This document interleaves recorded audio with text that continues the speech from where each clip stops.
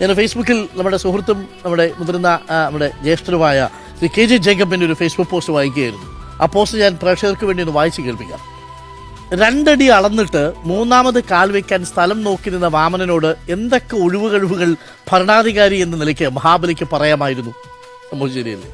3 അടി സ്ഥലം കൊടുക്കാമെന്ന് പറഞ്ഞിട്ടേ ഇല്ലെന്ന് പറയാമായിരുന്നു. ഞാനോ എപ്പോൾ പറഞ്ഞു? 3 അടി സ്ഥലമോ? ചുമ്മാ നിങ്ങൾ വെറുതെ പറയരുത്, വേറെ എന്തെങ്കിലും ഉണ്ടെങ്കിൽ ചോദിക്കൂ എന്ന് വേണമെങ്കിൽ പറയാമായിരുന്നു. 3ാമത് കാൽ വയ്ക്കാനുള്ള സ്ഥലം കൊടുക്കാൻ തനിക്ക് മുൻപിരുന്ന ആൾക്കാരാണ് ഉത്തരവാദിത്വം എന്ന് പറയാമായിരുന്നു. മുൻപിരുന്ന സർക്കാരിനോട് ചോദിക്കണം, ഈ സർക്കാരാണോ അതിന് ഉത്തരവാദി എന്ന് വേണമെങ്കിൽ പറയാമായിരുന്നു. 3ാമത്തെ അടിക്കുള്ള സ്ഥലം വാങ്ങാൻ ധാരണയായിട്ടുണ്ടെന്നും ചെക്ക് ഇപ്പോൾ ഒപ്പിട്ട് കൊടുത്തിട്ടുണ്ടെന്നും പറയാമായിരുന്നു. കുറച്ച് ദിവസത്തിനുള്ളിൽ ശരിയാകും എന്ന് പറയാമായിരുന്നു. 2 അടി കൊണ്ട് ആകാശവും ഭൂമിയും അളന്നു തീർത്തത് എന്തൊരു ഹീനമായ നടപടിയാണെന്ന് പറയാമായിരുന്നു വേണമെങ്കിൽ. പക്ഷേ അന്നൊന്നും ആ മാവേലിക്ക് ഇന്നുള്ള പലരുടെയും മിടിക്കില്ലാണ്ട് പോയി എന്നാണ്. പാതാളത്തിലേക്ക് പോകേണ്ടി വന്നു.